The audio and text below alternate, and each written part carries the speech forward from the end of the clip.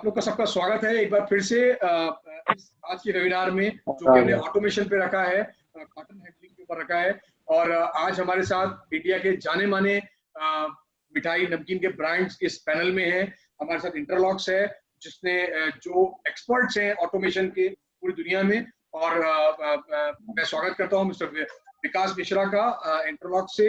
मैं इंद्रनील चितले जी का स्वागत करता हूं चितले बंधु से।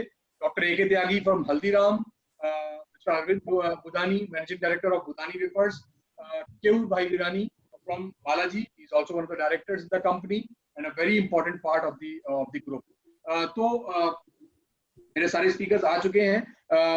विकास, मैं आपसे रिक्वेस्ट करूंगा, क्योंकि अभी क्या हुआ है कि कोविड के बाद जब से ये लॉकडाउन हुआ, रात के 12 बजे से आज से लॉकडाउन शुरू हो गया है, ऐसे करके एक तरीके से प्रधानमंत्री जी ने हमें टास्क दिया। और उसके बाद से इंडस्ट्री के अंदर कंज्यूमर की तरफ से काफी ऐसी प्रॉब्लम्स आने लगी, काफी ऐसे इश्यूज आए जहाँ पे हाइजीन को लेके, प्रोडक्ट सेफ्टी को लेके चैलेंजेस आने लगे। फिर साथ साथ लेबर हमारी माइग्रेट हो गई, तो लेबर के इश्यूज आने लगे।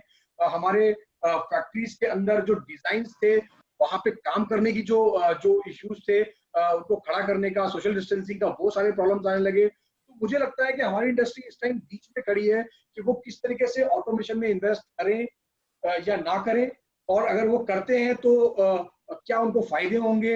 अगर वो करते हैं तो उनके जो हमने इस वेबिनार में 4 पॉइंट्स दिए थे, उनके ऊपर अगर आप कुछ रोशनी डाल सकें, फिर हम अपने एक्सपर्ट्स को इसके अंदर इन्वॉल्व करेंगे। और आपके आगे आज हम बहुत से सवाल रखने वाले हैं। मेरी ऑडियंस जुड़ चुकी है ऑलरेडी, हमारे पास 100+ लोग ज्वाइन कर चुके हैं पूरे भारत से। आई कैन सी, और अच्छे अच्छे ब्रांड्स मिठाई और नमकीन के इस टाइम हमारे बीच में हैं इन द ऑडियंस। और पैनल में भी काफी चमकते हुए सितारे हमारे साथ बैठे हैं। तो विकास, ओवर टू यू। आप प्लीज इस पर रोशनी डालिए कि हाउ वी कैन, क्या हमें करना चाहिए कि हमारी फैक्ट्रीज जो हैं वो आज के परिवेश में काम कर सके और फ्यूचर रेडी भी हो। मतलब आगे जो चैलेंज आने वाले हैं उनके लिए भी तैयार हो जाए, क्योंकि जिन लोगों ने पहले से तैयारी कर रखी थी उनको बड़ा फायदा हुआ है। जैसे मैं अभी पीछे बता रहा था कि मेरी रक्षाबंधन के बाद काफी मिठाई नमकीन मैन्युफैक्चरर से बात हुई, जिन्होंने पहले से ऑटोमेशन में, पैकेजिंग में, हाइजीन में इन्वेस्ट किया हुआ था। उनकी सेल 125% हुई है, यानी कि कम से कम लास्ट ईयर से 25% ज्यादा हुई है। और जिन लोगों ने इन्वेस्ट नहीं किया था या ध्यान नहीं दिया था अपनी चीजों पे, उनकी सेल 20 से 30% कम हुई है, कहीं कहीं 50% भी कम हुई है। तो कंज्यूमर का एक फेथ बनाने के लिए हमें जरूरी है कि अपने यहाँ उस तरह की कुछ प्रैक्टिसेस करें अपनी फैक्ट्रीज के अंदर, अपनी यूनिट्स के अंदर, के उनको हमारे पर और ज्यादा भरोसा बने, हमारी गलतियां 0 के बराबर हो जाएं और हम अच्छा प्रोडक्ट अपने कंज्यूमर को दे सकें, स्पेशली फ्रॉम मिठाई एंड नमकीन बैकग्राउंड। क्योंकि हमारा मिल्क का इन्वॉल्वमेंट है, बहुत सी चीजों का इन्वॉल्वमेंट है, तो हाइजीन के इश्यूज बनते ही हैं। तो Vikas, over to you now, you take your time, but very quickly आप बताइए कि हमें क्या करना चाहिए। फिर हम अपने पैनलिस्ट को लेंगे और उनकी राय, और अपने मैं ऑडियंस से भी रिक्वेस्ट करूंगा कि जो भी आपके मन में क्वेश्चंस आ रहे हैं, आप प्लीज मुझे यहाँ पैनल पे भेजते रहिए टाइप करके। मैं उनको जरूर लेने की कोशिश करूंगा। हर आदमी का क्वेश्चन लिया जाएगा और एंड में हम इस क्वेश्चन आंसर को रखेंगे। और आज हमारे जितने एक्सपर्ट्स हैं, आज हम उनसे सीखे बगैर उनको जाने नहीं देंगे। तो thank you so much all the panelist, all the audience. Vikas, over to you. Thank you Firoz. सभी को एक साथ देख के पहले तो बहुत अच्छा लग रहा है फिरोज। और मैं कहना चाहूंगा कि एक आपने बहुत अच्छा प्लेटफॉर्म दिया है जिसपे सभी लोग अपना एक्सपीरियंस शेयर कर सकते हैं। इंटरलॉक्स काफी हैप्पी है अपना एक्सपीरियंस सभी के साथ, एसोसिएशन मेंबर्स के साथ शेयर करने के लिए। मैं शुरू करना चाहूंगा कि जो एक बहुत इंपॉर्टेंट पीस है हम लोगों का मैन्युफैक्चरिंग में, वो सप्लाई चेन है। सप्लाई चेन पे बहुत ज्यादा फोकस हमारा हमारे डिस्पैचेस के बाद रहता है। मैं सप्लाई चेन में एक लेग और जोड़ना चाहता हूं, जो कि एक्चुअली हमारा प्रोडक्शन से ही स्टार्ट हो जाता है। अगर हम बात करें कि हमारा प्रोडक्ट जो कस्टमर के पास पहुंच रहा है, उस प्रोडक्ट को कस्टमर के पास पहुंचाने के लिए हमारा जो फिनिश्ड प्रोडक्ट है वो है कार्टन। कार्टन हमारा एंड ऑफ लाइन में पैक होता है। जो भी हमारा डिस्पैच प्लान है उसका एक प्रॉपर मॉनिटरिंग, ट्रैकिंग अगर हम प्रोडक्शन के एंड से ही करना शुरू कर दें तो ये काफी सीमलेस एक्सपीरियंस हो जाता है सभी के लिए। क्योंकि जिस तरह आप अपना प्रोडक्शन मैन्युफैक्चरिंग प्रोसेस में ध्यान दे रहे हैं, वैसा ही अगर बैक एंड पे हम ध्यान देते हैं तो अपना स्पीड टू मार्केट, प्रोडक्ट जो कस्टमर के पास पहुंचता है उस पे काफी इम्प्रूवमेंट होता है। आपने हाईलाइट किया कोविड-19 के बारे में।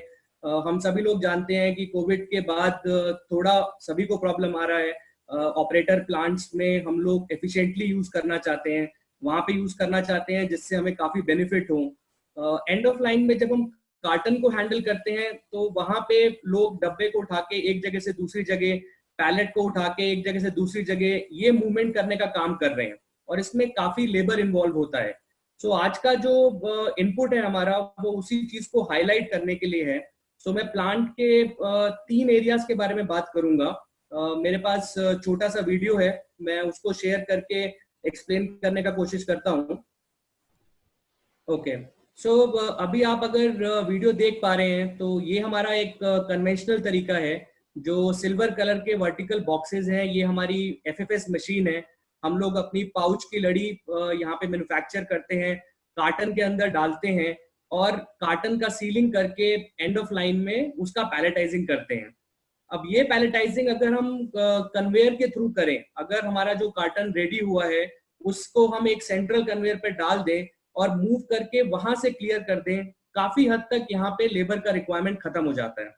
अब ये सेंट्रल कन्वेयर जो है ये हमारे कार्टन्स को एक डेस्टिनेशन तक ले जा रही है जहां पर भी हमको स्टोरेज करना है। ये फ्यूचर रेडी भी है क्योंकि कल को आप कुछ पैकेजिंग मशीन्स लगाते हैं, आजकल एसीपी का ट्रेंड है, ऑटोमेटिक केस पैकर सभी लोग इंस्टॉल करना चाह रहे हैं, तब भी ये कन्वेयर जो है वो वही एडवांटेज देती है जो आज देती है। सो आज अगर आप इंस्टॉल कर रहे हैं तो ऐसा नहीं कि आज के लिए है, ये एक्चुअली फ्यूचर के लिए है। सो ये सेंट्रल कन्वेयर जो है ये एक फर्स्ट लेवल इंट्रोडक्शन है जहाँ पे मशीन्स के बाद आप लोग कार्टन्स को पैक कर सकते हैं, एक सेंट्रल कन्वेयर पे मूव कर सकते हैं। अब उसके बाद बात आती है कि हमारे पास बहुत सारी ऐसी लाइन्स हैं, तो हमने सबको मर्ज करके उसको चेक वेयर से पास करके प्रिंट एंड अप्लाई, जो कि ट्रैकिंग और ट्रेसिंग के लिए बहुत जरूरी है, सब करने के बाद भी हम लोग एक सेक्शन तक पहुंचते हैं जहां पर हमको पैलेट्स को रेडी करना है। अब उन पैलेट्स को अगर हम ना ट्रांसपोर्ट करें लिफ्ट में, बल्कि कार्टन्स को मर्ज कर लें, हमको फर्स्ट फ्लोर पे ले जाना है तो स्पाइरल या इंक्लाइन कोई भी कन्वेयर यूज कर सकते हैं, तो काफी हद तक हमारा प्लांट जो है वहां से लेबर का इन्वॉल्वमेंट खत्म हो जाता है। हाइजीन के हिसाब से भी ये काफी इंटरेस्टिंग है क्योंकि मैन एंड मटेरियल मूवमेंट आपका प्रोडक्शन एरिया से निकलकर अब स्टोरेज एरिया की तरफ जा रहा है जहां पर आपको अपना पैलेट जो है वो स्टोर करना है। अब क्योंकि हमने सभी चीजों को मिक्स कर दिया था तो एक सॉर्टेशन टेक्नोलॉजी यूज करके हम लोग सभी आइटम को वापस सॉर्ट कर सकते हैं। जैसे आपका 5 रुपए का पैकेट है, 10 रुपए का है, मूंग दाल है या वेफर्स हैं, सभी आइटम जो भी हमारे प्लांट में बन रहे थे सब मर्ज होके कॉमन पॉइंट तक आए और यहाँ पर हमने उसको सॉर्ट कर दिया। दोबारा मैं इस चीज पे फोकस करना चाहता हूँ कि सॉर्टिंग करने के बाद ये भी एक फ्यूचरिस्टिक स्टेप है कि आज आप मे बी लेबर से पैलेटाइज कर सकते हैं, लोग उठाकर, जो आप लेफ्ट में देख रहे हैं। कल को आप कोबॉट लगाते हैं, रोबोट लगाते हैं, तो वो भी सेम सिस्टम आपको सपोर्ट करता है। सो इन्वेस्टमेंट आज के लिए भी है और फ्यूचर के लिए भी है। अब इस स्टेप पे हमारा मटेरियल हमने वेयर हाउस में स्टोर कर लिया। अब आती है बात डिस्पैच की। सो वेयर हाउस से हम लोग कार्टन्स को डिस्पैच सेक्शन तक लेके आते हैं। आज के टाइम पे काफी लोग पैलेट को लिफ्ट में रखते हैं, लिफ्ट को डॉकिंग स्टेशन पे लेके आते हैं और वहां से कार्टन लोड करते हैं ट्रक में। काफी हमारे मैन्युफैक्चरर्स ने हमको बताया कि इसमें गलती होने के चांसेस बहुत बढ़ जाते हैं। कई बार मिक्स प्रोडक्ट हमको ट्रक में लोड करना होता है और आइटम जो भेजना है उसकी जगह गलत आइटम चला जाता है। उससे थोड़ा सा मार्केट में प्रॉब्लम्स, कंप्लेंट्स जनरेट होती हैं। एक पॉइंट और है, आज के टाइम पे सभी लोग प्लेटफॉर्म सेलिंग करने का भी कोशिश कर रहे हैं, जैसा कि अमेजोन है या मिल्क बास्केट है। तो उस केस में डायरेक्टली कंज्यूमर के पास भी मटेरियल जा सकता है, तो ये काफी इंपॉर्टेंट हो जाता है। तो इसमें अगर आप देख पा रहे हैं तो एक अगर हम सॉर्टर यूज कर लें तो जो हमारे मिक्स एसकेयू आ रहे थे उसको सॉर्ट करके जो भी डिस्पैच प्लान है उसके हिसाब से हम ट्रक में भेजेंगे तो गलती के चांसेस बिल्कुल एलिमिनेट हो जाते हैं। एक बार ट्रक फुल हो गया तो मटेरियल आपका साइड वाली कन्वेयर में इकट्ठा होना शुरू हो जाएगा, वहां से आप उसको अलग से स्टोर कर सकते हैं। तो थोड़ा सा हम लोग ऐसा ऑटोमेशन की बात कर रहे हैं जो कि बहुत सिंपल है। कन्वेयर्स के थ्रू आप अपना मटेरियल मैनेजमेंट कर सकते हैं, और इसके थ्रू आगे आने वाले टाइम में आप रिपोर्ट जनरेट कर सकते हैं। आपको आइडिया है कि प्लांट से क्या मटेरियल बन रहा है, डिस्पैच हो रहा है। सो ये 3 एरिया जो है काफी सिंपल है। सेंट्रल मर्जिंग कन्वेयर, प्लांट में एफएफएस मशीन के बाद एक कन्वेयर लगाएं, उसके बाद उसे डिस्पैच सेक्शन तक कार्टन को लेके जाएं, ना कि पैलेट को, क्योंकि काफी आसान रहेगा, लेबर कम रहेगा। और डिस्पैच सेक्शन में थोड़े से ऑटोमेशन के साथ आप अपनी मार्केट कंप्लेंट्स को काफी कम कर सकते हैं। सो फिरोज, ये 3 एरिया मैं हाईलाइट करना चाहता था। आई होप कि ऑडियंस को थोड़ा कॉन्टेक्स्ट मिल पाया होगा इन 3 एरियाज में। Right, yes, okay, you done? या तो मैं एक बार और ये भी बताना चाहूंगा लोगों को कि हमने इस वेबिनार को 2 हिस्सों में रखा है। एक आज है और एक हम कुछ दिन के बाद करेंगे। आज हम बात कर रहे हैं जब आपका प्रोडक्ट पैक हो जाता है, पैक होने के बाद आप उसको आपके साथ आपको कैसे हैंडल करना है, और एक है जो आपके प्रोसेसिंग के बाद या जब आपकी मिठाई बन रही है या नमकीन बन रही है वहां पे आप कैसे कर पाएंगे। तो वो वाला हम वेबिनार बाद में करेंगे। अभी एक छोटा सा एक पोल हमने आपके साथ किया है, आप इसमें रिस्पॉन्ड करें और बताएं कि आपके क्या व्यूज हैं। अच्छा, मैं अभी क्योर भाई से सवाल करूंगा। क्योर भाई, पीछे मेरी चंदू भाई से बात हो रही थी, हम लोग डिस्कस कर रहे थे, तो उन्होंने मुझे बताया कि मतलब जस्ट रिसेंटली जब ये कोरोना स्टार्ट हुआ तब आप लोगों ने काफी बड़ा इन्वेस्टमेंट किया था कार्टन ऑटोमेशन में। आपने काफी पैकिंग के लिए कुछ इन्वेस्टमेंट किए थे, और पीछे भी आपकी फैक्ट्रीज में, चाहे वो वलसाड़ में हो चाहे राजकोट में हो, आप लोगों ने काफी इसके ऊपर ध्यान दिया है, एम्प्लॉयमेंट भी दिया है और ऑटोमेशन भी आपने हमेशा बढ़ाया है। तो आप इसको किस तरीके से देखते हैं कि ऑटोमेशन की क्या इंपॉर्टेंस है, स्पेशली ये जो कोरोना वाला, मैं वही डॉक्टर साहब वाला क्वेश्चन कर रहा हूँ, जो कोरोना में जो चैलेंजेस हैं इस दौर में आप कैसे देखते हैं कि जो आपने इन्वेस्टमेंट किया था उसका आपको क्या फायदा मिला? फिरोज जी, पहले तो सभी व्यूअर्स और सब पैनलिस्ट को नमस्ते बालाजी परिवार की ओर से। अच्छा, अभी ये कोविड का तो कोई हमारा तो प्लानिंग नहीं था कि कोविड आने वाला है तो हम ऑटोमेशन करें, क्योंकि ऑटोमेशन तो देखो आज की मैन्युफैक्चरिंग की फर्स्ट नीड है। विदाउट ऑटोमेशन हम इतना बड़ा प्रोडक्शन हैंडल नहीं कर पाएंगे। और जितने भी छोटे नमकीन वाले हैं उसको भी जैसे जैसे उसका काम बढ़ेगा तो उसको कहीं ना कहीं ऑटोमेशन के रास्ते से ही चलना पड़ेगा। फिरोज जी,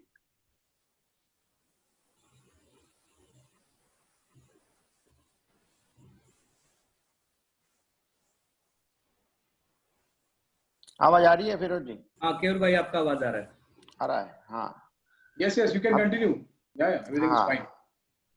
हाँ, मतलब कि जैसे आपका प्रोडक्शन मैन्युफैक्चरिंग बढ़ेगा तो आपको बैकअप के लिए ऑटोमेशन नेसेसरी हो गया है। तो जैसे त्यागी जी ने बताया कि हाइजीन इम्पोर्टेंस है, और टाइम जो है अपना मैन्युफैक्चरिंग टू डिस्पैच, वो टाइमिंग है, आपका स्टोरेज एरिया है, स्टोरेज एरिया की रिक्वायरमेंट है, ये सभी रिलेटेड टू पहले मास्टर प्लान बनाना पड़ेगा कि आपका फैक्ट्री लेआउट में डिस्पैच से लेके मैन्युफैक्चरिंग, पहले तो आप बाय पैलेट्स हैंडलिंग कर रहे हो, ट्रॉली से कर रहे हो, आप किस तरह से कर रहे हो, पहले मास्टर प्लान बना के फिर आप जो जैसे जिसकी जगह है, जिसके फैक्ट्री में जितना जगह है वो हिसाब से आप उसको मॉडिफाई करो। और जहाँ जहाँ इंटरलॉक्स है या तो बाकी सभी लोग हैं कन्वेयर्स वाले, उसकी हेल्प लेके काफी अच्छा हम मटेरियल हैंडलिंग स्मूथली कर सकते हैं। हाँ जी। क्यों भाई, ये बताइए कि जब हम इसमें ऑटोमेशन में जाते हैं तो न सिर्फ हमें हाइजीन का बेनिफिट मिलता है, हमें मैन पावर रिडक्शन का बेनिफिट मिलता है, लेकिन क्योंकि अभी अगर जैसे आप तो नमकीन बनाते हैं, लेकिन मिठाई ये हमारी इंडस्ट्री का हिस्सा है और आप भी उस चीज से वाकिफ हैं। इस दौर के अंदर, कोरोना के दौर के अंदर, किस तरीके से लोगों को इसमें इन्वेस्ट करना चाहिए, क्योंकि लोग समझते हैं कि यार खर्चा होगा, अगर डालेंगे नया मशीन तो ये इतने लाख रुपए का हमारा खर्चा हो जाएगा, ये हो जाएगा। तो क्या उनको उसमें इन्वेस्ट करना चाहिए? क्या उनको आरओआई आता है? किस तरीके से आपको आया है? थोड़ा वो एक्सपीरियंस शेयर कीजिए ताकि नहीं, ये लोगों के तो अंदर वो हाँ, मोटिवेशन आए। नहीं देखो, इसमें ऑटोमेशन में अभी फिलहाल खर्चा तो ज्यादा है, क्योंकि सभी चीजें हम इंपोर्ट कर रहे हैं, तो उसके हिसाब से आपके सब ऑटोमेशन के खर्चे रिलेशन बैठेगा।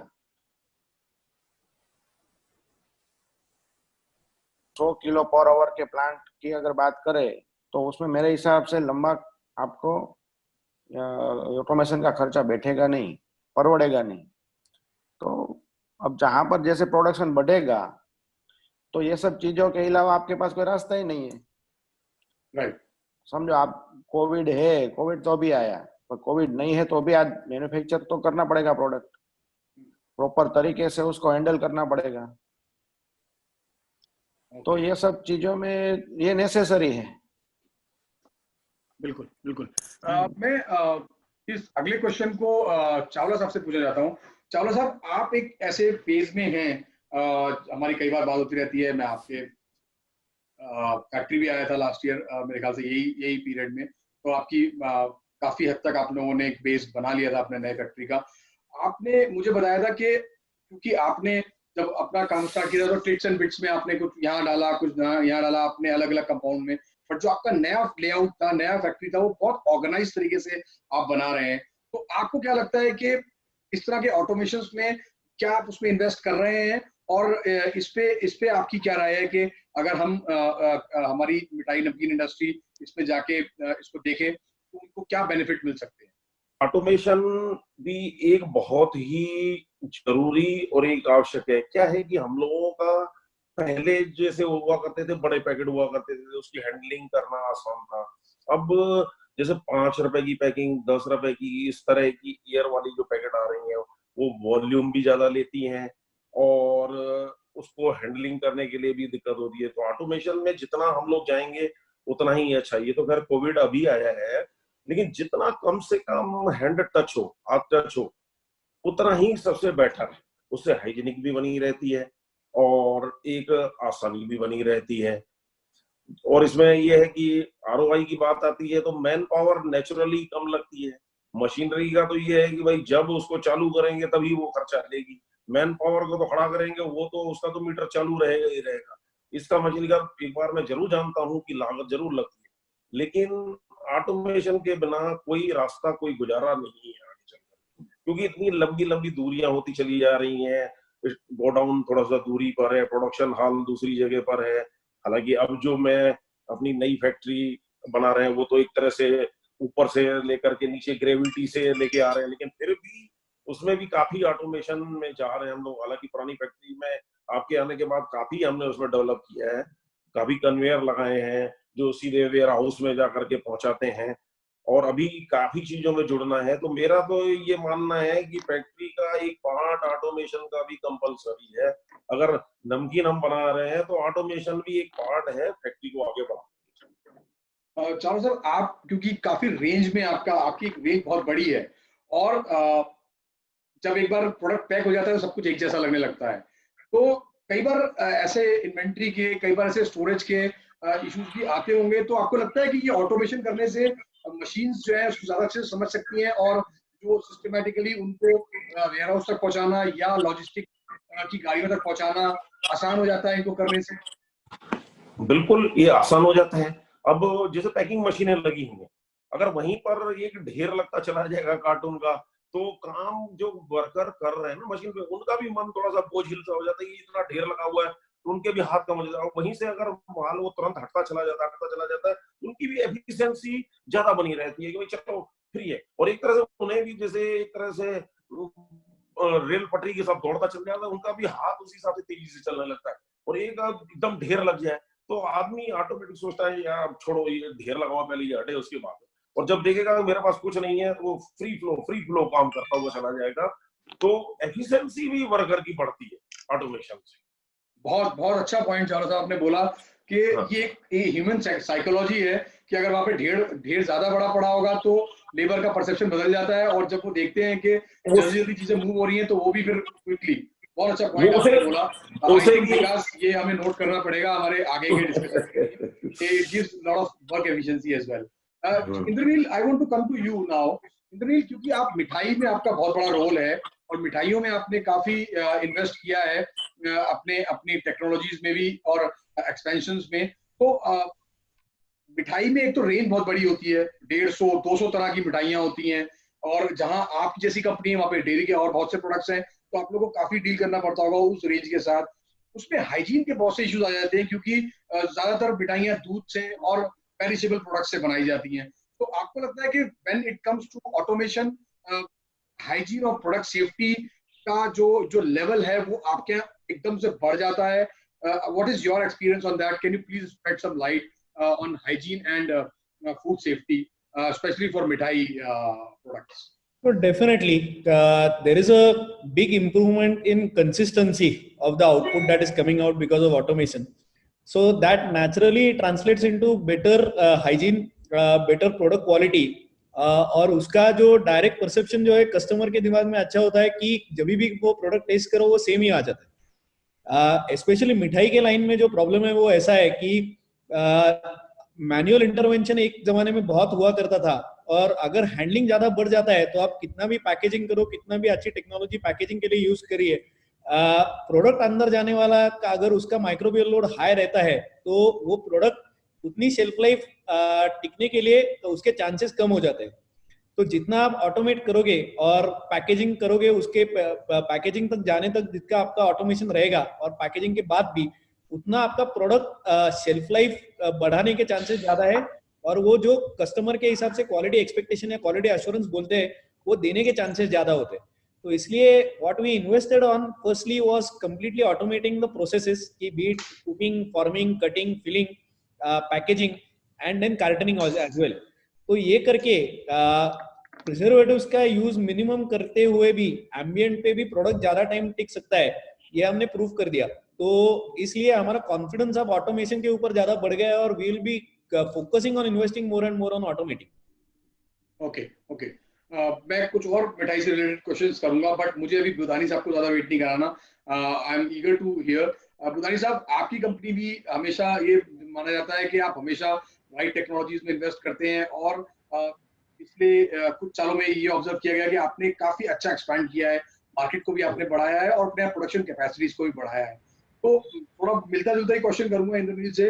रेंज नमकीन की बहुत ज्यादा होती है, जैसे आप जैसी कंपनीज हैं उनके पास काफी रेंज होती है नमकीन की। तो पहले तो आप, दो सवाल है मेरे आपसे। एक तो ये कि what is your view on the entire जो हमारा जो सेमिनार इसके ऊपर चल रहा है, एक ब्रीफ थोड़ा उस पर दीजिएगा, और थोड़ा ट्रेसिबिलिटी के ऊपर बताइएगा, क्योंकि जब रेंज ज्यादा बढ़ती है तो ट्रेसिबिलिटी प्रोडक्ट की कैसे हेल्प करती है, और साथ साथ जो हमारे रिक्वायरमेंट्स है फूड सेफ्टी स्टैंडर्ड अथॉरिटी के, और आपके कब ये प्रोडक्ट बना, कब कहाँ स्टोर में गया, तो वो चीजों का भी बहुत ज्यादा रोल आता है। तो बुधानी साहब, over to you, overall view about automation and conveying systems and traceability.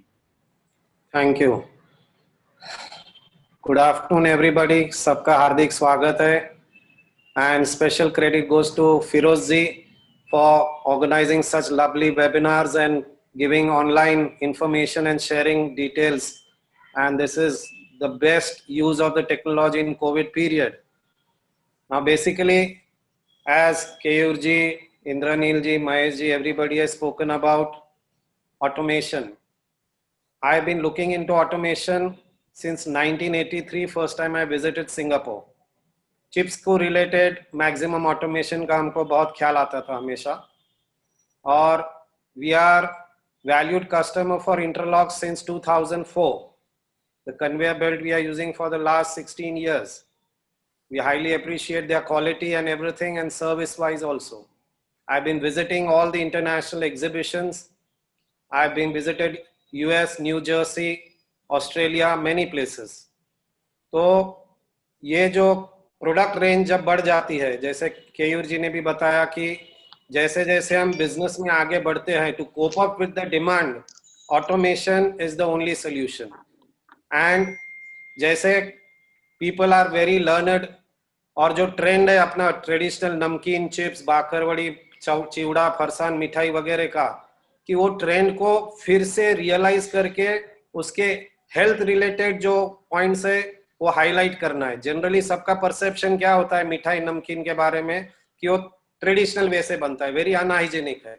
लेकिन जब हम अपने स्टोर्स में या कहीं भी एडवर्टाइजमेंट में पूरा बाखरवड़ी का प्लांट या चिप्स का प्लांट वगैरह दिखाते हैं, नमकीन का प्लांट, जैसे हल्दीराम के प्लांट्स भी डिस्प्ले में दिखाते हैं, वेबसाइट पे भी मिलते हैं, तो वो एक कस्टमर कॉन्फिडेंस क्रिएट करता है, और that builds our market to fight with the international competitors with other cookies, chocolates and other things. आज की तारीख में ऑटोमेशन की वजह से the way of manufacturing, hygienically packaging thing, new technology, our products have been appreciated throughout the world. Otherwise, Indian traditional product had a very limited market. But now they are realizing that Indian products are not just for the sake of snacks or eating. They are health oriented. तो उसका importance समझाने से लोगों को ख्याल में आता है कि खाए तो अच्छा खाए। तो जो concept है, जो celebration अभी हाल ही में रक्षाबंधन का त्योहार हो गया, जब लोगों को इतनी डिमांड थी, और कोविड जैसी सिचुएशन में अगर जैसे केयूर जी ने और चितले साहब ने और हम लोग जैसे ही ऑटोमेशन के बारे में पहले से ही हम आगे चलते रहे, तो दिक्कत बहुत कम आ गई।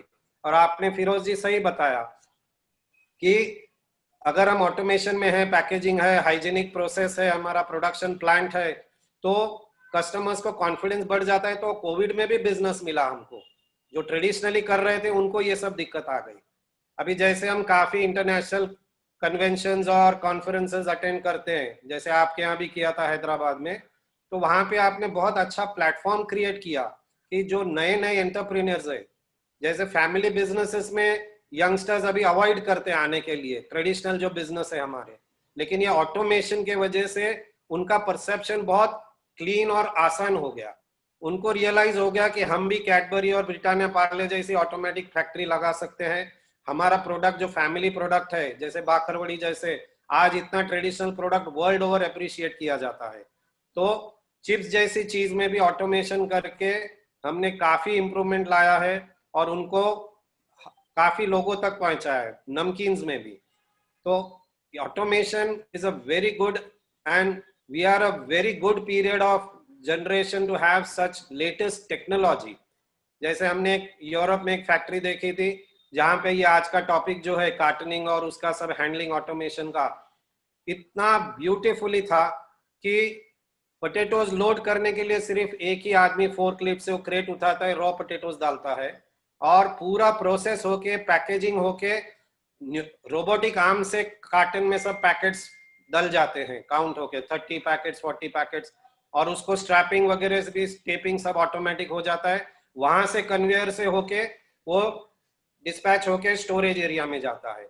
और जैसे अभी विकास जी ने बताया कि वो जो स्टोरेज का सेग्रीगेशन है, तो ये सब टेक्नोलॉजी का फायदा उठाना चाहिए।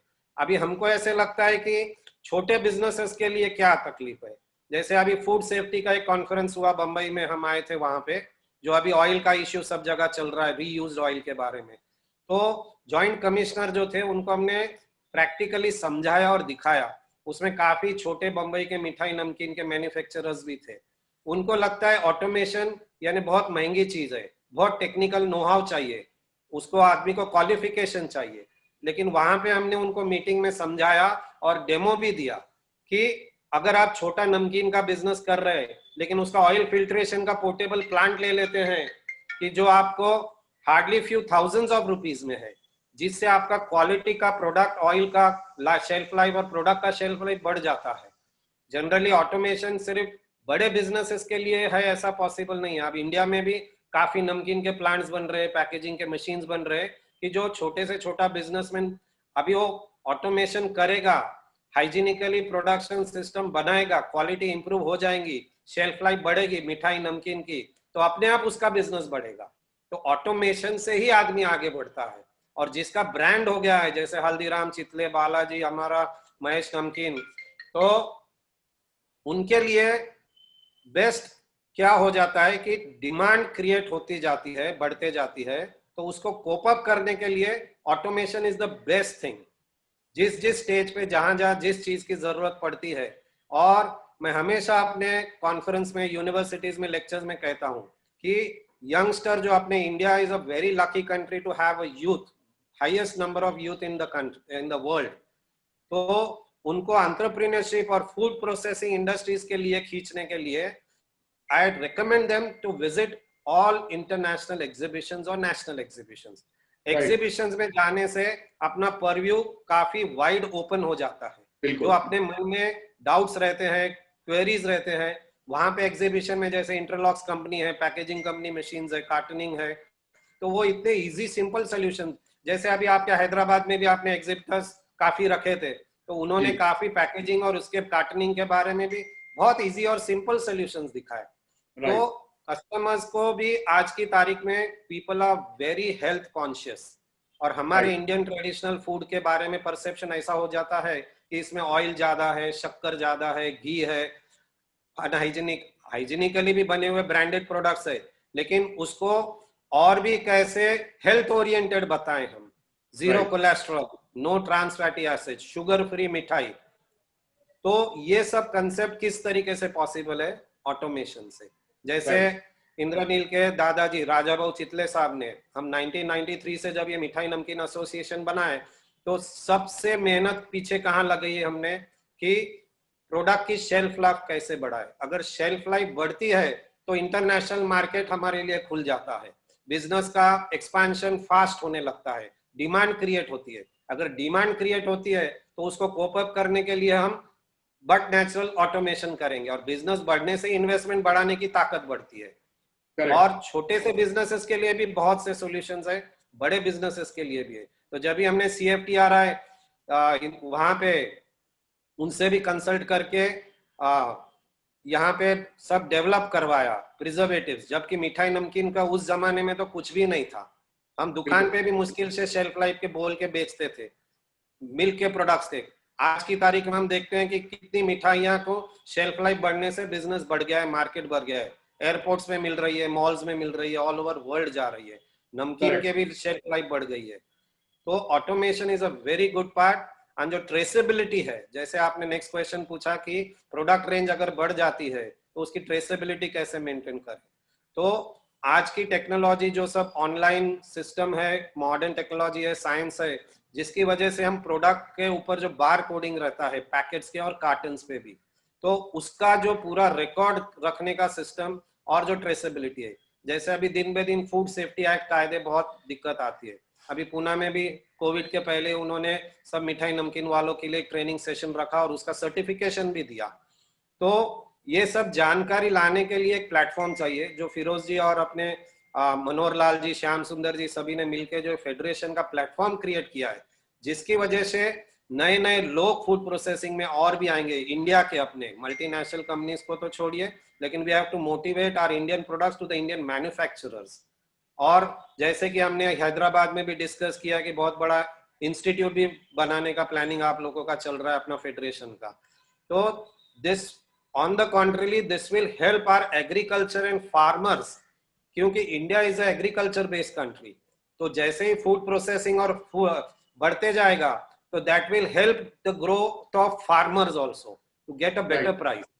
आज कोल्ड चेन के वजह से भी काफी इंप्रूवमेंट हो गए। Thank you sir. मैं लेता हूँ अभी और ये सारे पॉइंट्स भी। मैं एक क्वेश्चन में बीच में भूल जाऊंगा, लेकिन आपने एक बहुत अच्छी बात बोली कि जितना ऑटोमेशन अगर हम बढ़ाएंगे अपनी कंपनी के अंदर, तो वो ज्यादा हमारी जो यंग जनरेशन है वो अट्रैक्ट होगी और वो अपने आप को ब्रिटानिया, पार्ले और कैडबरीज के साथ खड़ा हुआ पाएगी। And this is a very important thing. ना सिर्फ आप अपनी प्रॉफिटेबिलिटी को, हाइजीन को और ट्रेसेबिलिटी को बढ़ा रहे हैं, बट आपकी पीछे की जो जनरेशन है जो शायद आईटी में जाना चाहती है या माइग्रेट होकर यूके या यूएसए में सेटल होना चाहती है, वो भी आपके बिजनेस को ज्वाइन करेगी और वो करची कढ़ाई का बिजनेस ना समझ के वो इसको एक ऑटोमेशन का बिजनेस समझ के उसमें आएंगे और उनको उनके आने से जरूर हमें फायदा मिलेगा। और हमने इसके ऊपर कई प्रोग्राम्स पीछे किए हैं जहाँ पे यंगस्टर्स ने बताया है कि how they shifted to foreign locations and then they realise that they can do wonders in their business. वो इंडिया वापस आए, उन्होंने आगे अपना बिजनेस ज्वाइन किया और आज उनकी कंपनीज लीड कर रही हैं पूरी दुनिया में। लेकिन विकास, एक क्वेश्चन यहाँ पे केयूर भाई ने थोड़ा छेड़ा और मैं उसको थोड़ा सा इलेबोरेट करना चाहता हूँ। ये जो इन्वेस्टमेंट वाला पार्ट है, ये क्या है? मतलब थोड़ा देखो फाइनेंसिस के इश्यूज होते हैं और अभी तो थोड़े ज्यादा ही होंगे क्योंकि लॉकडाउन की वजह से काफी क्राइसिस आई है इंडस्ट्री के अंदर और पूरे कंट्री में ही क्राइसिस है। तो अगर कोई ऑटोमेशन में इन्वेस्ट करेगा तो क्या आपको, क्योंकि आप लोग बहुत लोगों से डील करते हो, आप बालाजी से भी डील करते हो, आप बुदानी से भी डील करते हो और आप एक छोटी सी कंपनी से भी डील करते हो, तो व्हाट इज योर व्यू कि कोई अगर इन्वेस्ट करेगा तो वो क्यों करे? क्योंकि उसको रिटर्न आना बहुत इंपॉर्टेंट है। उसके ऊपर थोड़ा सा लाइट डालिए, फिर मैं अगले पॉइंट्स को। बिल्कुल फिरोज, एक थोड़ा ओपिनियन मैं शेयर करना चाहता हूँ जो हमने अपने कस्टमर से बात करके उन चीज़ों को समझा है। जनरली हमने देखा है कि अगर किसी का वेयर हाउस थोड़ा डिस्टेंस पे है और तकरीबन 15 कार्टन पर मिनट या आप बोलिए कि 18 से 20 हजार कार्टन दिन भर के अगर कोई बना रहा है, तो मोटा मोटी अगर हम देखें तो पे बैक लगभग 3 साल में आने की उम्मीद है। हर एक के लिए पे बैक वेरी करता है, अलग अलग चीजों पे डिपेंड करता है। इसमें जैसे कि हमने 3-4 चीजों की बात करी, मैन पावर डिपेंड तो कर रहा है, लेकिन हम कैसा काउंट कर रहे हैं कि मैन पावर जो है वो 100% एफिशिएंटली काम कर रहा है, वो रोबोट की तरह काम नहीं कर सकता। मैन पावर में कई बार यूनियंस के इशू देखे हैं हमने, स्पेशली महाराष्ट्र में लोग पे भी कर रहे हैं लेकिन फिर भी उनके काम नहीं हो पा रहे हैं, मार्केट में मटेरियल नहीं पहुंच पा रहा है। उन सब इश्यूज को देखते हुए एक तरह से वो प्रोडक्शन पे भी ऐड करता है ऑटोमेशन, कि आप अपना मटेरियल बना के कस्टमर तक पहुंचा पा रहे हैं। पे बैक से रिलेटेड थोड़ी चीजें हमने और ध्यान दिया है। जैसे कि केयूर भाई ने बताया कि हमारा कंपनी तो यूएस का है, लेकिन हमने एक अप्रोच इंडिया में आके थोड़ा डिफरेंट फॉलो किया है कि कई हमारे पेटेंटेड प्रोडक्ट्स हैं। जैसे मैं नाम लूंगा, एक ARB करके हमारा टेक्नोलॉजी है, पेटेंटेड है। पूरे वर्ल्ड में हम लोग खुद बना के वो चीजें कस्टमर्स को देते हैं क्योंकि थोड़ा सा नो हाउ है उसमें और हम चाहते हैं अच्छे से इम्प्लीमेंट हो। लेकिन इंडिया मार्केट देखते हुए और बहुत हमारे जो कस्टमर्स हैं जैसे केयूर भाई हैं, हल्दीराम जी हैं, इनके साथ लगातार काम करके हमने इस चीज को नोटिस किया कि अगर हम ये इंडिया में लेके आते हैं तो काफी बेनिफिशियल है। तो हमने ऑलरेडी पार्टनरशिप स्टार्ट कर दिया है जिसमें हम जो इंडिया के मैन्युफैक्चरर्स हैं, रीजनल मैन्युफैक्चरर्स, चाहे वो गुजरात में है, चाहे महाराष्ट्र में है या साउथ में डिफरेंट रीजन्स में है, हम उनको ट्रेनिंग देके, उनको अपना टेक्नोलॉजी का लाइसेंस देके इंडिया में ही काफी चीजें अब बिल्ड करा रहे हैं, जिसकी वजह से कॉस्ट भी उसका नीचे आ रहा है। सो पेबैक के बारे में ये चीजें काफी ज्यादा हेल्प कर रही हैं अब कस्टमर्स को। और अगर आपका थ्रूपुट बढ़ रहा है तो सभी ने ये बात बोली कि अगर आपका मैन्युफैक्चरिंग सेटअप आज नहीं तो कल बढ़ना ही है, आपका फ्यूचर जो है थ्रूपुट आपका बढ़ना ही है, तो अगर आप आज से 5 साल के बारे में सोच रहे हैं तो लगातार आपका जो वॉल्यूम इंक्रीज हो रहा है उसको सपोर्ट करने के लिए आपको सिस्टम्स आज बिल्ड करने हैं। मैं थोड़ा क्वेश्चंस भी देख रहा था जो अभी हमारे कुछ व्यूअर्स भेज रहे हैं। कुछ लोगों ने सॉर्टिंग के बारे में भी लिखा कि आज आदमी है वहां पर जो कार्टन को उठाकर एक पर्टिकुलर रैक में रखता है, बट अगेन हम लोग थोड़ा स्किल्ड लेबर की बात कर रहे हैं। डिपेंडेंसी उस स्किल्ड लेबर के ऊपर है, वो जानता है कि कौन सा SKU है। अगर उसका अवेलेबिलिटी नहीं है, चाहे कोविड है चाहे नहीं है, तब हम थोड़ा सा अपनी प्रोडक्टिविटी लूज करते हैं। जबकि अगर सिस्टम्स है जो आज के टाइम पे अप्रोचेबल प्राइस में अवेलेबल हैं, वो सिस्टम जो है फिर वो किसी चीज पे डिपेंड नहीं करते हैं। आपने एक बार सिस्टम इंस्टॉल किया, अब आपको अपना ध्यान अपना ब्रांड बनाने में लगाना है, अपना रीच बनाने में लगाना है। प्लांट रिलेटेड एटलीस्ट आपकी हैसल्स खत्म हो रही हैं और आपने डिस्पैच प्लांट को दिया और प्लांट से एक सुटेबल सेटअप से रिपोर्ट जनरेट करते हुए आपके पास वो सारा इंफॉर्मेशन पहुंच रहा है। तो अगर आपका स्केल आज बढ़ने की तरफ है तो डेफिनेटली मैं ये कहूंगा कि पेबैक के डिस्कशंस हम लोगों को करने चाहिए। हम भी ये मानते हैं कि बिना पेबैक के प्रोजेक्ट तो फिजिबल नहीं है किसी के लिए भी। तो जो स्टार्ट है वो पेबैक से ही होता है, डिस्कशन से, बट बहुत सारी चीजें उसमें इंक्लूड होती हैं जिसमें मैन पावर कॉस्ट भी है, हाइजीन भी है, स्पीड टू मार्केट भी है, सेफ्टी भी है। बहुत सारे लोगों ने हमें बताया कि हम पैलेट को कार्टन पैलेट के ऊपर रख के ले जा रहे हैं लिफ्ट में, अब इतना ज्यादा थ्रूपुट बढ़ रहा है कि आना जाना बहुत फ्रीक्वेंटली हो रहा है। फ्रीक्वेंटली होने से उनका आपस में टकराना, प्रोडक्ट का गिरना, प्रोडक्ट का ब्रेकेज, वो सब एक सेफ्टी हैजर्ड भी बन रहा है। तो बिल्कुल। सभी लोग चाहते हैं कि प्लांट हमारा जो है सीमलेस ऑपरेट करे विदाउट एनी सेफ्टी इंसिडेंट्स। तो एक भारी जो कि पैलेट है उसके मुकाबले अगर हम कार्टन्स को हैंडल करें तो काफी हद तक सूटेबिलिटी हो जाता है। और इसका एडवांटेज फ्यूचरिस्टिक भी है क्योंकि कार्टन के साइज हम लोगों को लगभग पता है कि इस रेंज के कार्टन है। अगर उसके हिसाब से हमने एक बार कन्वेयर सिस्टम बिल्ड कर लिया तो कल को आपका थ्रूपुट बढ़ भी रहा है तब भी वो सिस्टम आपको सपोर्ट करेगा। पेबैक जरूरी है और फ्यूचर कंसिडरेशन भी जरूरी है और हम लोग उसी दिशा में कस्टमर के साथ मिलकर काम करते हैं। राइट केवल भाई, जैसे विकास ने कहा कि इन्वेस्टमेंट तो जरूर है और उसका एक सर्टेन टाइम भी है कि भाई आपको उतना रिटर्न 2-3 साल में आता है, लेकिन जो हैसल फ्री वाली चीज है, आज आप एक जगह पे बैठे हैं, मेरे ख्याल से वलसाड आप रेगुलरली शायद महीने में 1-2 बार जा पाते होंगे या शायद ज्यादा और भी टाइम लगता हो, और चंदू भाई तो और भी ज्यादा टाइम महीनों में आ पाते हैं, फिर भी आप वहां से बैठ के अपनी फैक्ट्री को मैनेज कर रहे हैं। तो आपके सिस्टम्स हैं, आपकी चीजें जो आपने इतने इन्वेस्टमेंट के साथ डाली गई हैं, तो आप उनको एक 300-400 किलोमीटर से दूर से बैठ के मैनेज कर पा रहे हैं, राजकोट में रह के वलसाड में मैनेज करना। तो आपको नहीं लगता कि हैसल्स और फिर आपकी जो अपनी एनर्जी है वो बिजनेस एक्सपेंशन में जाती है? आप फिर मध्य प्रदेश में आप प्लांट लगाया, आप पंजाब में प्लान कर रहे हैं, आप यूपी में प्लान कर रहे हैं, तो आप अपना ध्यान जो है बजाय अपने पैकेजिंग को बचाने के लिए और उसमें झगड़ों में पड़ने के लिए के बजाय आप अपने काम को बढ़ाने में दे रहे हैं, तो ये भी एक फायदा मिलता है ऑटोमेशन को डालने से। हाँ, मतलब जो रिमोटली आपको प्लांट ऑपरेट करना है तो उसके लिए तो आपको ये सब चीजें एडॉप्ट करनी पड़ेगी। मतलब आपको जहां पर ज्यादा मैन्युअल इंटरवेंस है वहां पर तो कंट्रोल नहीं रहेगा, तो जितना आप ऑटोमेटेड प्रोसेस में जाएंगे उतना आपके पास कंट्रोल रहेगा। तो आज इसलिए तो हम वलसाड का प्लांट इंदौर काफी एफिशिएंसी से हम चला पा रहे हैं।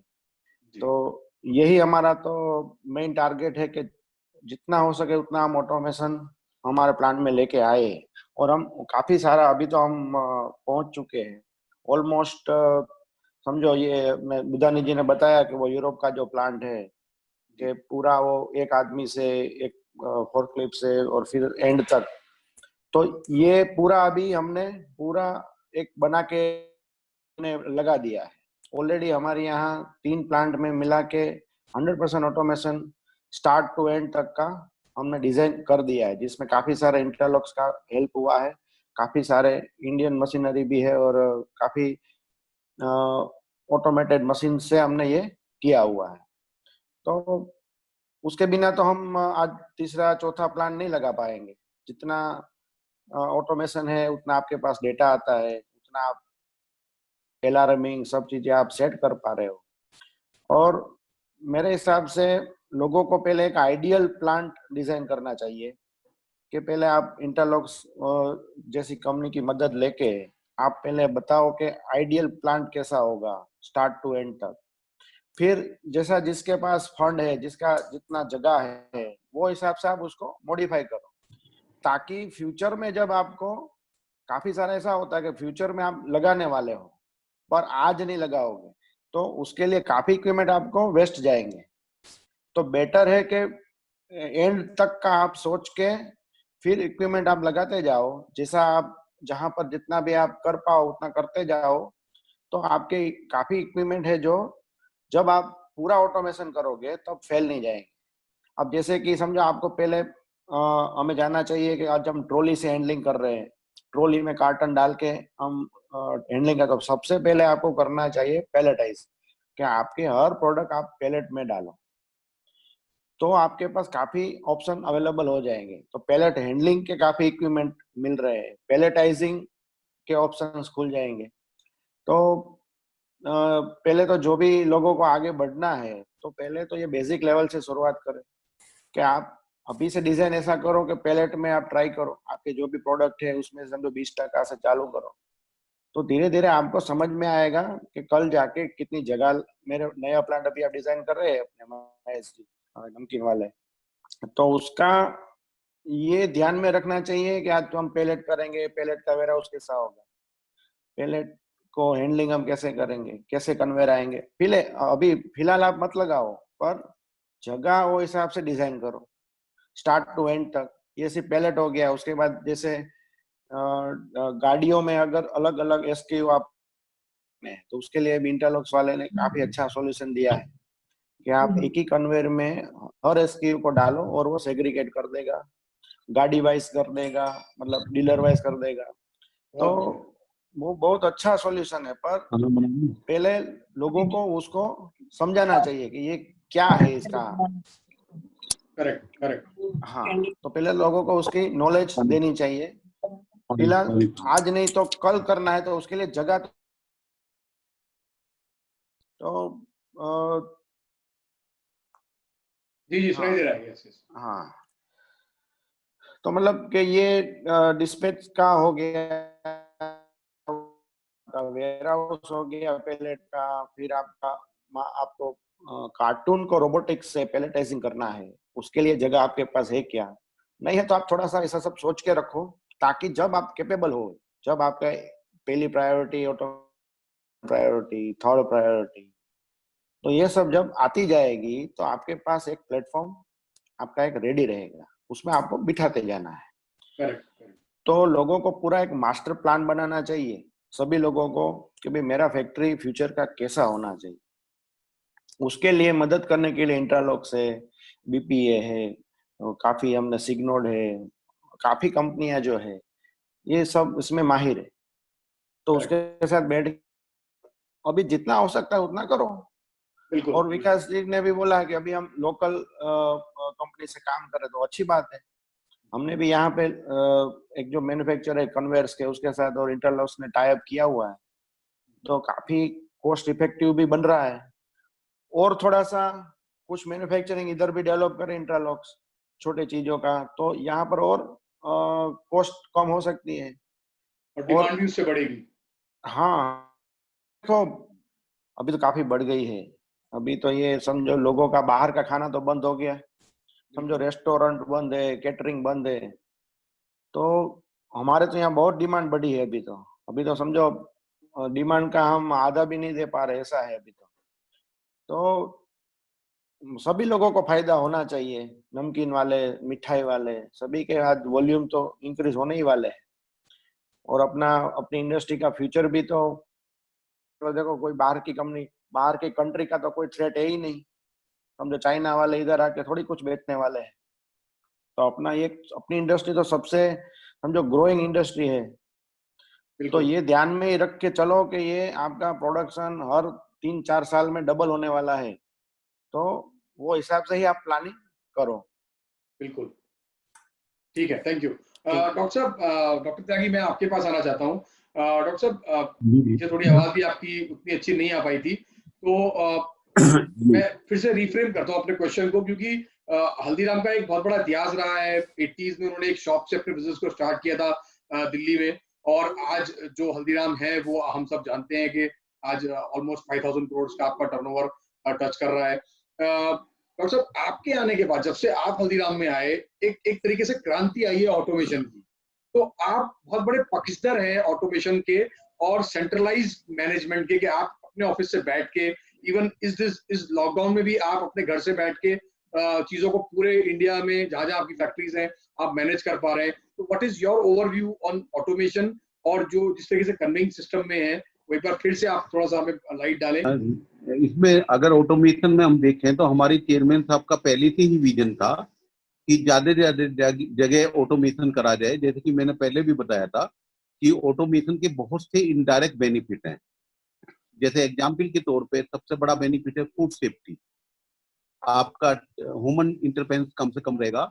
दूसरा बेनिफिट है जैसे quality, consistency in the quality.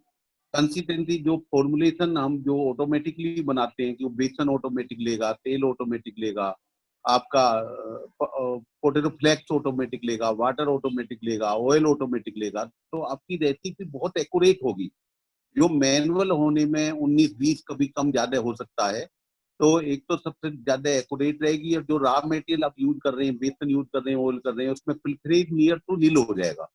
तो काफी ऑटोमेशन के इनडायरेक्ट बेनिफिट हैं, जैसे कि बताया कि consistency in the quality, accuracy ज्यादा है, रेसिपी का आपका ट्रेड सीक्रेट भी रहेगा कि आपका कंप्यूटर में लॉक है, ओनली ऑथराइज पर्सन जा सकता है और देख सकता है। मैन पावर रिडक्शन तो है ही डेफिनेटली, और जैसा कयूर भाई ने बताया कि जब मास प्रोडक्शन है तो पहले भी ऑटोमेशन तो एक ये नीड ऑफ आवर्स थी। अगर मास प्रोडक्शन आप हैंडल कर रहे हैं तो it will be very difficult to handle the factory without any automation. और कोविड के आने के बाद तो ये नीड ऑफ आवर्स हो गई है, ऑटोमेशन एक एसेंशियल आइटम बन गया है।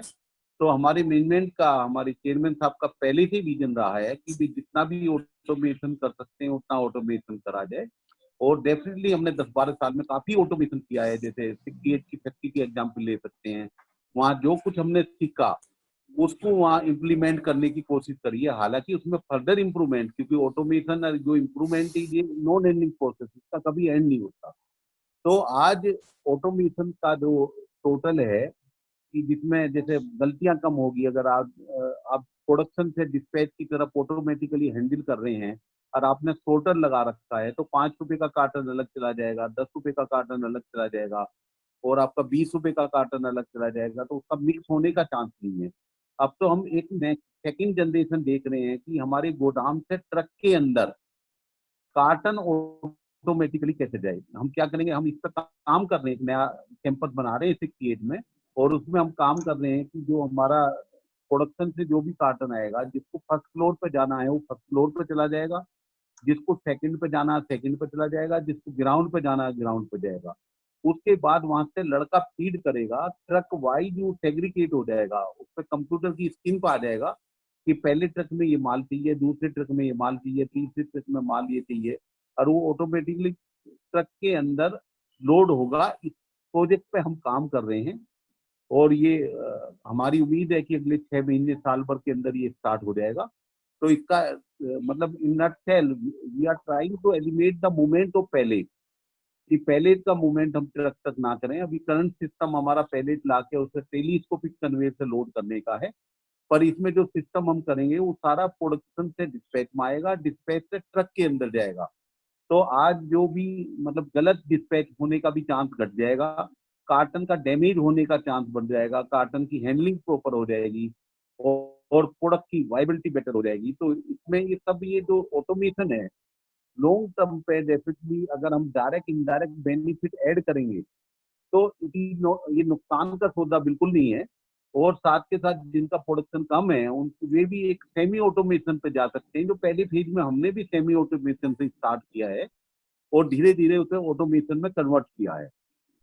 तो आज कोविड से पहले भी हमारे मैनेजमेंट का, हमारे चेयरमैन साहब का विजन बड़ा क्लियर था कि भी कहीं जहाँ लो कॉस्ट ऑटोमेशन की जरूरत है वहाँ लो कॉस्ट ऑटोमेशन करो, जहाँ आपका इन्वेस्टमेंट ज्यादा होना है पर डू द ऑटोमेशन, क्योंकि हम जानते हैं कि आगे लेबर की प्रॉब्लम हमेशा कंटिन्यू रहेगी। मतलब कोविड के जाने के बाद तो आने के बाद और भी कंटिन्यू करेगी। तो नमकीन के अंदर तो आज की डेट में हम देखते हैं तो हमारे most of the plant are fully automatic. हम तो मिठाई के अंदर भी ऑटोमेशन करने की कोशिश कर रहे हैं। जैसे आज रसगुल्ला हम जो बनाते हैं वो भी ऑटोमेटिक बाल बनाते हैं, ऑटोमेटिक राउंडिंग करते हैं। ये भी स्टेप हल्दीराम ने ही स्टार्ट किया है और हल्दीराम और भी बहुत सी मिठाइयों पे ऑटोमेशन करने की कोशिश कर रहा है, जिसका अभी बहुत बड़ा स्कोप है मिठाई के अंदर ऑटोमेशन करने का। नमकीन के अंदर तो हमने एक कप टू सम एक्सटेंट अचीव कर लिया है और आगे भी हम उसको फर्दर इम्प्रूव करने की कोशिश कर रहे हैं। पर हमारा जो सेकंड माइलस्टोन है as a group, as a company, as a team, मिठाई के अंदर भी ऑटोमेशन करना है, चाहे वो सोन पापड़ी है, चाहे वो रसगुल्ला है, चाहे गुलाब जामुन है, चाहे खोआ बर्फी है या अदर बर्फी है। तो अगर हम देखते हैं कि कोविड के बाद तो ये नीड ऑफ आवर्स है, पर हमारे ग्रुप में पहले से ही इसकी आवश्यकता थी और पहले से ही मैनेजमेंट का हमारा सबका विजन था कि ज्यादा से ज्यादा ऑटोमेशन करा जाए, जिससे अनटच प्रोडक्ट या कम ह्यूमन इंटरफेरेंस से कस्टमर को जाए और हाइजीन के स्टैंडर्ड हाईएस्ट मेंटेन हो सके और साथ के साथ कंसिस्टेंसी इन द क्वालिटी आ सके, फूड सेफ्टी के हिसाब से हमारी कोई कमी ना रहे और कस्टमर का जो सेटिस्फेक्शन है हम पूरा का पूरा कर सकें। तो ऑटोमेशन पे हमारा पहले से भी काफी ध्यान रहा है। Thank you. Thank you doctor साहब। एक क्वेश्चन और पूछूंगा अभी आपसे। मैं ऑडियंस से बोलना चाहता हूँ कि हम लोग अपने टाइम के नजदीक पहुंच रहे हैं इसको खत्म करने के लिए। तो जिनको कुछ क्वेश्चन लेने हैं वो अपना हैंड रेज कर दें, तो मैं उनको इसमें ऐड कर सकता हूँ फॉर द डायरेक्ट क्वेश्चन। वैसे आप लोगों ने काफी सवाल किए हैं और विकास की टीम ने उसको रिप्लाई भी किया है। तो स्टिल अगर कोई ऐसा क्वेश्चन अगर आप पूछना चाहते हैं हमारे स्पीकर से तो वो आप अपना हैंड रेज कर सकते हैं। डॉक्टर साहब एक छोटा सा क्वेश्चन और पूछूंगा कि ये जो आपने क्योंकि वक्त रहते चीजों को आपने अप्लाई किया, आपने वक्त रहते कोरोना के काल से पहले आने से पहले आपने जो है वो अपने ऑटोमेशन सिस्टम्स आपके ऑलरेडी वर्किंग कर रहे थे, उसका बेनिफिट आपको बहुत ज्यादा मिला। लेकिन ऑटोमेशन में मुझे लगता है कि हम फ्यूचरिस्टिक चीजों के लिए भी रेडी हो जाते हैं। जैसे इस तरह का ये चैलेंज आया जिसका कोई पता नहीं था, लेकिन क्योंकि ऑटोमेशन आपने कर रखा था तो आपको उसका बेनिफिट हुआ। ऐसे जो फ्यूचर के चैलेंजेस हैं, अगर कोई भी अननोन चैलेंज भी आता है तो वो भी हमें ऑटोमेशन से हेल्प मिलती है कि हम उसको फेस कर सकते हैं। आपका आपका क्या मानना है कि ऑटोमेशन हमें फ्यूचर के लिए रेडी करता है या नहीं करता? नहीं, फ्यूचर के लिए हमें डेफिनेटली करना। कोविड एक वन पार्ट है, जो तो ये आ गया है, अभी कल को चला भी जाएगा, तो इसका मतलब ये नहीं है कि ऑटोमेशन हम बंद कर देंगे। मैंने कहा कि ऑटोमेशन में फूड सेफ्टी सबसे बड़ा पार्ट है। अगर अगले 10 साल 15 साल हम देखेंगे तो फूड सेफ्टी के कानून बहुत सख्त होंगे, और होने भी चाहिए, क्योंकि हमें कस्टमर के लिए काम करना है। तो आज कोविड तो एक टेम्परेरी फिनोमेना है, डेफिनेटली इसका एज ए ग्रुप हमें फायदा मिला है। पर साथ के साथ अगर हम फूड सेफ्टी को देखते हैं, या कंसिस्टेंसी इन द क्वालिटी देखते हैं, या जीएमपी देखते हैं, गुड मैन्युफैक्चरिंग प्रैक्टिसेस, या जीएचपी देखते हैं, गुड हाइजीन प्रैक्टिसेस, तो ऑटोमेशन फ्यूचर की भी एक नीड है, एक एसेंशियल रिक्वायरमेंट है। और जब आप मास प्रोडक्शन पे चले जाते हैं तो ऑटोमेशन के बिना तो एक मैनेज करना बहुत ही एक हॉरिबल टास्क हो जाता है। तो मास प्रोडक्शन में तो it is the need of the hour. पर जो हमारे स्मॉल प्रोडक्शन है, या आपके जो है कम प्रोडक्शन वाले हैं, इनको भी एक सेमी ऑटोमेटिक की तरफ देखना चाहिए। अगर इनके आप डायरेक्ट इनडायरेक्ट बेनिफिट लेंगे तो अगले 5-10 साल में इसकी आरओआई निकल जाती है। डेफिनेटली हमें एक काम एज ए इंडिया जरूर करना चाहिए कि अभी ज्यादातर जो ऑटोमेशन है हम बाहर इंपोर्ट करते हैं, जिससे कॉस्ट काफी बढ़ जाती है, कस्टम ड्यूटी बढ़ जाती है। हमें अपनी इंडियन कंपनियों को भी भागीदार बनाना चाहिए और उनको ऑटोमेशन में इन्वॉल्व करना चाहिए। तो अगर काफी 2-4-5 अच्छी बड़ी कंपनी इंडियन आ जाएंगी तो ऑटोमेशन की कॉस्ट भी सिग्निफिकेंटली घट जाएगी, और वो जो हमारे स्मॉल प्लेयर हैं उनके लिए भी बेनिफिट होगा। तो हमारे हिसाब से तो automation is the need of hours for future also. चाहे कोविड रहे या ना रहे, उसको अलग भी हटा देते हैं तो भी नीड ऑफ आवर्स है, with respect to food safety, with respect to hygiene, with respect to ease of the operation, with respect to the wastage, just like a carton wastage है, आपका प्रोडक्ट का वेस्टेज है, आपका raw material का wastage है। आज आप packaging का ही देख लो कि आज पैकेजिंग फुल्ली ऑटोमेटिक चलती है। अगर जब पहले हम सेमी ऑटोमेटिक चलाते थे तो कितनी दिक्कत आती थी। तो आज automation is the need of the hours and it will remain the need of the hours. Thank you. Thank you. एक छोटा सवाल चावला साहब मैं आपसे करूंगा, फिर कुछ क्वेश्चंस हमारे ऑडियंस से आना चाहते हैं, फिर मैं उनको लूंगा। तो चावला साहब, क्योंकि आपका जो एक जो रोल रहा है जब से आपने बिजनेस स्टार्ट किया है, एक छोटे से हम्बल बैकग्राउंड से आपने स्टार्ट किया। जब आपसे मेरी बात हुई, कई बार बात हुई है हमारी इस पे, कि आप बताते हैं कि मैंने बिल्कुल साइकिल से स्टार्ट किया था इस बिजनेस को, और आपकी मदर की हेल्प से आपने स्टार्ट किया था, और आज आप मेरे ख्याल से उत्तर प्रदेश की या उसके आसपास की स्टेट्स में one of the best factory बनाने जा रहे हैं, जो मैंने आपकी फैक्ट्री में देखा है। तो आपका क्या मानना है कि क्या जो छोटे और मझोले साइज के बिजनेस के कंपनीज हैं मिठाई नमकीन की, उनको ऑटोमेशन में इन्वेस्ट करने से फायदा मिलेगा, या वो सिर्फ अभी भी जो खर्चा और इस सब के ऊपर ध्यान देते हैं वो देते रहेंगे तो उनमें उनका नुकसान होगा? चावला साहब आपसे। हाँ जी। ऐसा है जैसे डॉक्टर त्यागी जी ने कहा कि भाई क्या है कि ये भी सब डिपेंड करता है कि अपनी कैपेसिटी क्या है, किस तरह का कैपेबल बंदा है। हर कोई प्रयास करता है कि मैं अच्छा से अच्छा करूं, लेकिन वो कहीं ना कहीं इसमें रुक जाता है। कहीं उसे पैसे की दिक्कत आती है, कहीं जगह की दिक्कत आती है। तो नेचुरली हर कोई प्रयास करता है कि हम जितना सेमी ऑटो में चले जाएं, धीरे धीरे। हमारे पास ये सबसे प्लस पॉइंट है कि हम लोग यूनिट में हम जितना पार्ट जोड़ते चले जाएं, जुड़ता चला जाता है। ऐसा नहीं है कि एक ही दिन हमें मतलब शुरू से लेके एंड तक पहुंच जाना है। हम उसको चाहें तो क्वार्टर हिस्से में कर लें, फिर 50% पे पहुंच गए, फिर 75 पे पहुंच गए, फिर 100 पे पहुंच गए। तो ये तो अपने कैपेबल के ऊपर है। और ऑटो से नेचुरली फायदे, हर तरह के फायदे हैं। एफिशिएंसी का भी मैंने बताया आपको, एफिशिएंसी भी बढ़ती है, लोगों में इंटरेस्ट बढ़ता है काम करने का, लेबरों में बढ़ता है कि भाई चलो ऑटोमेशन हो रहा है तो चलो कन्वेयर चल रहा है तो उसमें फटाफट रखते चले जाते हैं तो आगे बढ़ता चला जाता है, तो उनका भी एक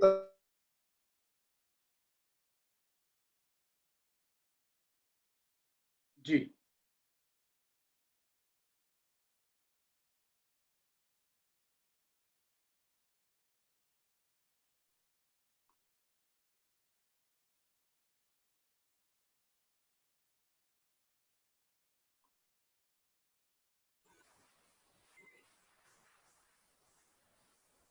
जी जी हाँ आवाज आ रही है। जी तो बिल्कुल। थोड़ा सा ये भी एक डिपेंड करता है कि आगे न्यू जनरेशन जो आ रही है उसका भी क्या इंटरेस्ट है, उस काम को आगे बढ़ाने का है, तो नेचुरली हर चीज बढ़ती चली जाती है। बिल्कुल बिल्कुल तो नई जनरेशन का भी इन्वॉल्वमेंट बहुत जरूरी है। हम बिल्कुल। लोगों का एक्सपीरियंस काम करता है लेकिन नई जनरेशन। गुरिंदर सिंह जी कुछ पूछना चाहते हैं। गुरिंदर जी अपना ब्रीफ में एक क्वेश्चन रख लीजिए फटाफट, और Fiza can you put on that third question of the survey quickly. जी Gurinder ji. Nakviji, thank you so much. I just wanted to mention here that, you know, the kind of wonderful leaders that we have in the panel here, you know, it clearly indicates that everybody is here to not only support their business, but actually to support the entire industry. And it's wonderful to see how they are helping the people who are not as big or as huge as them, and they are helping the hand holding, helping them. My request, sir, here through this meeting is that while I don't want to pitch any of my products, but broadly, when we are into automation, a lot of products are coming from overseas and they are definitely expensive, as Dr. Tyagi just mentioned. My request to the leaders is that please help us to build in the pilot projects, to bring in pilot projects into the country. After the success of the pilot project, we can assure you, in fact, on behalf of most of the other people, I'm sure, we are in a position to then manufacture it, assemble it, kit form, bring it to the country, make it cheaper for everybody else. So if you support us kindly in the pilot project, we'll be able to definitely bring the prices down. Second point is that the tier 2 and tier 3 manufacturers will be encouraged by buying it in parts, in modules. You know, wherever there's a pain spot, they will buy that particular module, and then eventually over a period of time be able to have a complete automation line as time goes on. Right. Thank you, sir. Right. We can definitely connect on that. Federation can play a very important role in this. तो मैं बोलूंगा कि एक बार हम लोग बाद में बात करेंगे इससे, लेकिन आपका बहुत अच्छा है pilot thing. Will definitely look into it. अब मैं सारे जितने भी हमारे अटेंडीज हैं एक बार उनको फिर से इन्फॉर्म कर देता हूं। हमने पहले भी उनको बताया था कि अगर आप लोग अपने यूनिट्स में एक सर्वे कराना चाहते हैं लेआउट का, जहाँ पे इंटरलॉक्स आपको हेल्प कर सकता है इन अंडरस्टैंडिंग कि आपको कैसे ऑटोमेशन इसके अंदर ऐड करके मैन पावर और जो हमने 4 पॉइंट्स दिए हुए हैं उनको हम उनका रोल किस तरह प्ले कर सकते हैं, तो आप लोग प्लीज यहाँ पे भी इन्फॉर्म कर सकते हैं, हमें मेल कर सकते हैं, विकास को भी कांटेक्ट कर सकते हैं। Vikas, I will request you to also share your number and email ID if you have not done so far. एक बार मेल आप बॉक्स में नीचे चैट बॉक्स में डाल दीजिए ताकि लोग आपको अप्रोच कर सकें, और जो भी मोड से आप करना चाहते हैं आप हमें बता दीजिएगा, तो इंटरलॉक्स आपको अप्रोच करेगा and that will be entirely done free of cost by Interlocks. We are very thankful to them कि वो इंडस्ट्री को इतना आगे आके हेल्प कर रहे हैं, और उनका मकसद कंसेप्ट को प्रमोट करना है। प्रोडक्ट तो उनका ऑब्वियसली सबने एंडोर्स किया है, बुदानी साहब ने, क्योर भाई ने, डॉक्टर त्यागी ने, इंद्रनील ने, कि ये लोग उनका प्रोडक्ट यूज कर रहे हैं और बहुत अच्छा रिजल्ट है उसका। लेकिन सबसे मेरा ये रिक्वेस्ट है कि आप लोग जरूर, चाहे कितनी भी छोटी फैक्ट्री हो, आप उसका सर्वे जरूर कराइए, देखिए कि उसको आप किस तरीके से ज्यादा ऑटोमाइज कर सकते हैं। इवन फॉर मिठाई ऑल्सो, जो हमारा नेक्स्ट हम लोग कुछ 1-2 वीक्स के बाद जो नया एक हमारा वेबिनार होगा, वो हम प्रोडक्ट प्रोसेसिंग के ऊपर उसको फोकस करेंगे कि प्रोसेसिंग में आप किस तरीके से ऑटोमेशन को लेके आप अपनी कंपनीज को चेंज कर सकते हैं। जैसे कि मिठाई को ऑफरिंग करने के लिए, मिठाई को एक जगह से दूसरी जगह तक पहुंचाने के लिए, छोटे छोटे रैक्स में पहुंचाने के लिए भी ऑटोमेशन यूज किया जा सकता है, जहां पे मैन पावर को कम करेंगे तो सबसे अच्छी बात क्या होगी कि हाइजीन आएगी। कम से कम लोग आपकी फैक्ट्री के अंदर आएंगे, अगर वो कितनी भी छोटी है, उसके अंदर आपके 10, 20, 40, 50 लोग काम करते हैं, उनके शरीर की स्मेल होती है, वहाँ पे अलग तरह के कंटेमिनेशन होते हैं, कुछ लोगों के बाल गिर जाते हैं, वो लोग उस सबको फॉलो नहीं करते हैं, इसके बड़े परिणाम बहुत बुरे होते हैं। मतलब कभी कभी एक छोटा सा बाल जो है आपके पूरे पूरे ब्रांड की इमेज को खत्म कर देता है, 4 सदियों की, 4-5 जनरेशन की इमेज को खराब कर सकता है। तो ऑटोमेशन में आप इन्वेस्ट कीजिए। एक छोटा सा सवाल मैं अभी से लेना चाहता हूँ, काफी देर से वो रिक्वेस्ट कर रहे हैं, फिर उसके बाद मैं खत्म करूंगा। अभी वेरी क्विकली आप अपना क्वेश्चन पूछ लीजिए, then I can free everybody. I'm audible? Yes. Okay. First of all, I would like to say thanks to Firoz Bhai for conducting this webinar. It's wonderful to get the knowledge. So I have a straight question with Arvind Budhani, sir. So recently, I mean, you have spoken about for the budding entrepreneur. So I have a question. Any budding entrepreneur, since we are talking about the automation and the setting up the process and the factory, let's say if any entrepreneur who doesn't have any money and still wants to get into kind of food business, okay, is it going for a private labeling is the right suggestion for that? चलिए बुधानी साहब बहुत quick जवाब दीजिएगा। थोड़ा सा इन्होंने हटके पूछा है, लेकिन अभी पूछ लिया है तो मैं रखता हूँ उसको। बहुत क्विकली एक 1 लाइनर या 2 लाइनर बस। 1 लाइनर में finance is always easily available nowadays with all the banks and everything, but you have to see that your project is viable properly and thorough study has to be done and plan it on a very small scale, and I'm sure 100% you will be successful whatever you plan to go in for food processing industry. I have suggested many of my friends, relatives and many others also, and with God's grace they are doing very well and very successful. Thank you. The private label part is pending, whether we should choose the private labeling or not. Private labeling means you want to do in your own brand. Exactly, because a lot of manufacturers are already there now and they are doing a wonderful job. So rather than setting up my own factory and go for the process, shall we opt a private label? On the contrary, to initially start with, if you have a good demand and you have a good processing unit and you want to do something for contract manufacturing for a ready-made brand, that is a good start, and simultaneously that will give you a good startup, and side by side you can have your own private label also. So that automatically increases your capacity and chances of entering into the market very fast. Very nice. बहुत अच्छा जवाब था, और ये मुझे प्रेरणा दे रहा है कि हमें एक सेशन बुधानी साहब, चावला साहब और इंद्रनील इन लोगों के साथ रखना चाहिए, जहाँ पे हम कुछ डिस्कस ना करें without any topic, only question and answers. क्योंकि आप लोगों के जो आंसर्स है ना, वो मेरे ख्याल से उसकी कोई कीमत नहीं है और बेशकीमती है, कोई कंसल्टेंट नहीं दे सकता, क्योंकि आपके फर्स्ट हैंड एक्सपीरियंसेस होते हैं और बड़ा अच्छा आपसे जवाब हमेशा मिलता है। तो सब लोगों का बहुत बहुत धन्यवाद। आप लोगों ने पूरे भारत से अटेंड किया। मैं देख रहा हूँ कुछ नेबरिंग कंट्रीज के भी लोग थे।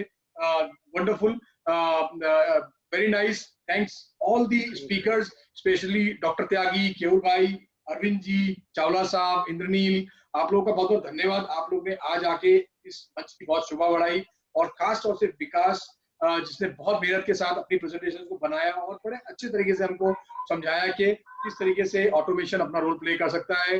नेविन, बहुत अच्छा coordination, entire team, Kartik and Manu and everybody, जिन लोगों ने इतने दिन से हम लोग कई बार मीटिंग्स करके इसको करने के लिए करते रहे, हमने इसको निपटाया है। और विकास, आप एक बार अपनी तरफ से थैंक यू बोल दीजिए, फिर मैं Sure, Firoz, thank you again for such a wonderful session. जो आपने बताया, हम लोग भी चाहते हैं कि हम जिस तरह से भी एसोसिएशन मेंबर्स की मदद कर सकें। फ्री लेआउट कंसल्टेशन ये एक प्लेटफॉर्म है, इसमें हमारे अलावा कोई भी प्रोडक्ट अगर अलग से यूज हो रहे हैं तो हम श्योर उसमें कंसल्टेंसी करते हैं, बताते हैं लोगों को कि हाँ, suppose heat and control brand है तो वो अच्छा परफॉर्म करता है, आप उनसे बात करिए, चाहे केस पैकर है, चाहे सप्लाई है। तो accordingly it is not just about interlock solution, it is complete knowledge. और हम लोग कोशिश करते हैं कि जहाँ पे जो चीज सुटेबल है, जरूरी नहीं है वो इंटरलॉक्स का ही हो, मैं बार बार वही चीज को रिपीट कर रहा हूँ। तो it's more of consultancy support जो आपके माध्यम से हम लोग सारे मेंबर्स को देना चाहते हैं, क्योंकि इंडस्ट्री अगर ओवरऑल ग्रो करती है तो अपॉर्चुनिटी सभी के लिए बढ़ती है। तो जो भी हमारा नॉलेज है, एक्सपर्टीज, नो हाउ है, we are very happy to share with the audience here. Definitely बहुत अच्छा सजेशन दिया आपने, और मैं वेंकट से भी ये रिक्वेस्ट करूंगा कि अभी बहुत सी चीजें ऐसी हैं जो ऑटोमेशन की पार्ट है, जो इंटरलॉक्स से इंटीग्रेट होती हैं आगे। तो हीट एंड कंट्रोल के साथ भी हम लोग कुछ ऐसा सेशन प्लान करते हैं जहाँ पे हम end to end solutions provide करने की बात करेंगे और इसमें रखेंगे, ताकि हम लोगों तक ज्यादा से ज्यादा जानकारी पहुंचा सकें और ज्यादा से ज्यादा फर्स्ट हैंड एक्सपीरियंस पहुंचा सकें। Thank you so much once again.